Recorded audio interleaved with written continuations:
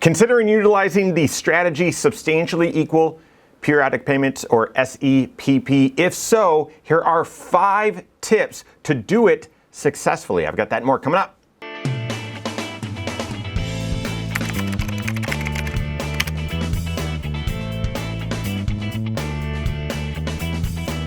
My name is Mike Bernard. I'm the host of The Wise Money Show. I'm also one of the certified financial planners right here at Korhorn Financial Group. Make sure you hit that subscribe button, turn on notifications, and smash that thumbs up button. When you go to the Internal Revenue Code and you explore, well, how can I withdraw money from my retirement account, from my IRA, let's say, and avoid the 10% penalty? There's a list under kind of section 72-T. There's a list of, hey, if you meet one of these exceptions, then there's no 10% withdrawal penalty. One of them is turning age 59 and a half. You receive the dollars via, because someone passed away or because you're disabled. And one of those exceptions in 72-T is set up a substantially equal periodic payment. Now, this strategy, this approach, is very inflexible, okay? So it's not something that I would turn to. It wouldn't be my go-to strategy when I need to withdraw money from my retirement accounts, or if I need a short-term loan or just need to get my hands on cash. It's very inflexible.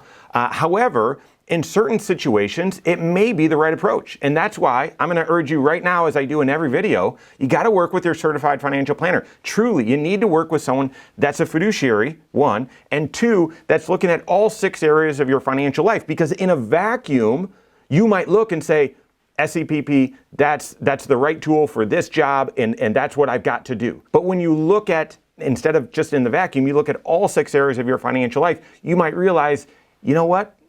That actually doesn't make sense. It would be better to do this. The SEPP, or the substantially equal periodic payments, it's like a blowtorch, okay?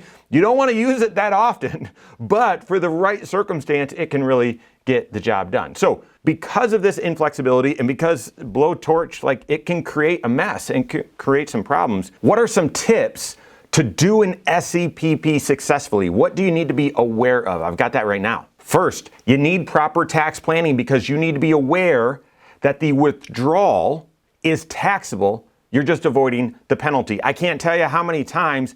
I think it's because the strategy is just a little bit more creative, and you have to jump through hoops, and while jumping on one leg and patting you're rubbing your belly, patting your head, that sort of thing. People often think, well, I'm doing all this to avoid tax. No, you're doing all this to avoid a 10% penalty. If you're doing substantially equal periodic payment, the withdrawal is still taxable, and therefore you need to have a tax strategy, a tax plan to figure out what tax bracket are you in, how are you going to withhold for these taxes or cover the taxes, you're going to do estimated payments, that sort of thing. So tip number 1 is recognizing that the withdrawals are still taxable. They're just, if you do it right, going to avoid the 10% penalty, so you need to be doing tax planning. Tip number 2 for successful implementation of the SEPP is to know that there are only 3 ways, but there are 3 ways in which you can calculate what withdrawal method you're going to use. So you probably already know this, but the substantially equal periodic payment is where you decide, where you agree to withdraw a certain amount out of your IRA, out of your retirement account, for at least 5 years or until you turn age 59 and a half, whichever is longer. So if you start this in your 40s because you need some cash, you're stuck. You're stuck with it until turning age 59 and a half. So rain or shine, you got to do this. Or if you say, I'm retiring at 57, I need access to cash, and you start this, well, you've got to do this for at least 5 years, even though you're turning 59 and a half, in a lesser amount of time. So how do you determine how much you draw out? Can you just choose to draw out whatever you want? No. Substantially equal periodic payments, meaning you need to calculate a withdrawal amount, substantially equal, and you need to withdraw that amount every single year. It's required, rain or shine.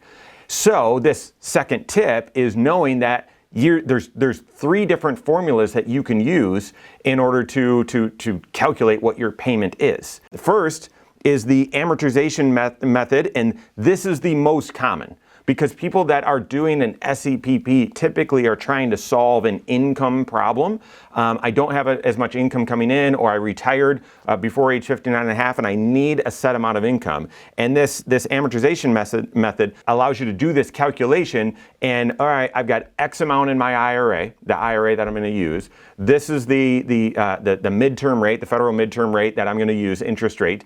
And when I factor all of that out and do the calculation, it's going to allow me, or it's going to require that I take out 20 grand or 22 grand or 12 grand or whatever the number is out of my IRA every year. And you're looking and saying, yep, that's the right amount. That's an amount that fits with my taxes and fits with the type of income or the amount of income that I'm looking to get. So amortization method is one. Second is the annuitization method. Never actually seen this one done in practice. I'm sure people have, but it's slightly different. And then lastly is the required minimum distribution method. And that is where you're basically saying, I'm going to subject myself to a required minimum distribution, even though I haven't reached the age yet, age 73, later to be age 75, where I'm required to do so. This is where I will calculate, I'll take the value of my IRA at in 12/31 of the previous year, divide it by my life expectancy from the Uniform Life Table,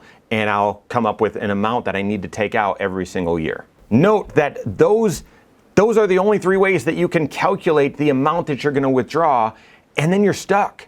You're stuck with it, okay? So you can make one change in your life to go to a different method, but that's it. Otherwise, I mean, you're stuck. Rain, shine, the account just really took off and the performance was great, or the performance plummeted and I don't have a lot of money left. If I continue to withdraw this, I'm going to drain the account. That was not my intention. You have to continue to do that. So rain or shine, you've got to withdraw that amount, and you calculate your income up front before you start your SEPP. You've got to calculate it using one of those three methods. All right, the third tip, and I've already mentioned it, but it gets a lot of people confused, is that you have to make these annual withdrawals for 5 years or until you turn age 59 and a half, whichever is longer. Most people think whichever is shorter. Okay, I'll just do it for 5 years because I just need some money to hold me over while I'm in between jobs, or I've got to,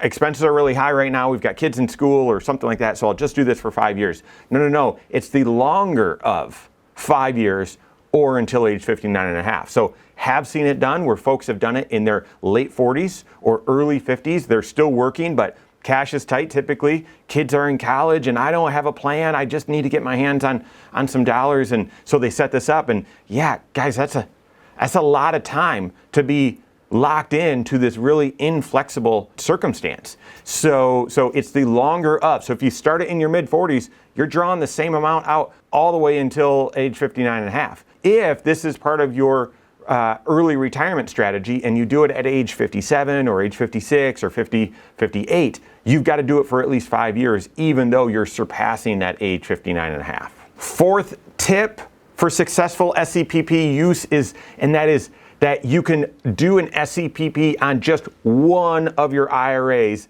If you have multiple, you can do it for just one. You don't need to do it for all of them. So talk through this scenario with me. If you've got $1 million in your IRA and you look and you say, well, when I do the formula on this, boy, that's a lot more that I'm required to take out than I really need. And I'd rather leave it there reinvested, and I don't want to pay the tax on it now.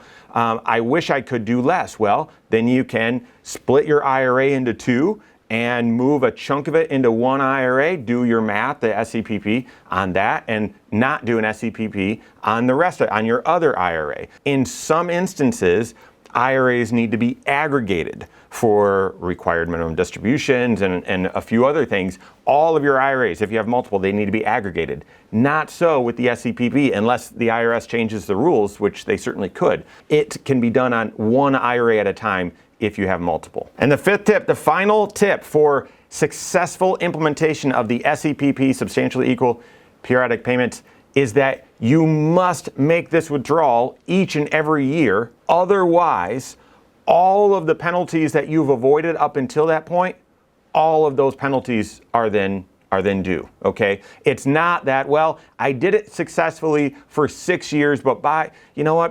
57, I just had enough and I just didn't want to finish it, and so it's fine, I just won't do it these last couple of years. And then all of the penalties that you avoided are then due, okay? This is where I'm talking about the inflexibility of it, where once you start it, you can't stop it. I suppose mathematically, if you did the math and said, you know what, in my unique scenario, it'd be better for me to pay all the penalty that I already avoided, it'd be better for me to pay that than to continue this, then maybe. But I wouldn't even think that way. If you've done the analysis and said, I need to do a separately equal periodic or substantially equal periodic payment, then just assume you're not going to stop it. Because if you do stop it, all of the penalties that you've avoided are then due. Here's the point. The substantially equal periodic payment, that exception, it's an option. It's a tool. But it's not a tool that I would go to quickly. I would survey all of the choices, all of the options as you're trying to solve whatever the financial situation is that you're trying to solve. I'd work with your CFP and rule everything else out before I look to rule in the SEPP. Most people don't know it's available, so you need to be working with a CFP that is familiar and has done it, worked with others on it, but you don't want to have your blinders on and, again, just think in a vacuum, nope, I have to do this, this is the only option. Need to be working with your CFP, looking at all 6 areas of your financial life in order to make sure that this makes sense. If it does, implement it successfully so you avoid that big drawback, that big penalty. So work with your CFP on that. If you don't have a CFP on your team, you can contact one on my team. Find us online, Korhorn.com. That's Korhorn with K, wisemoneyshow.com. You can find us there as well, or send us an email, info@Korhorn.com. All right, there you have it. Go out and take your next wise step in your financial life.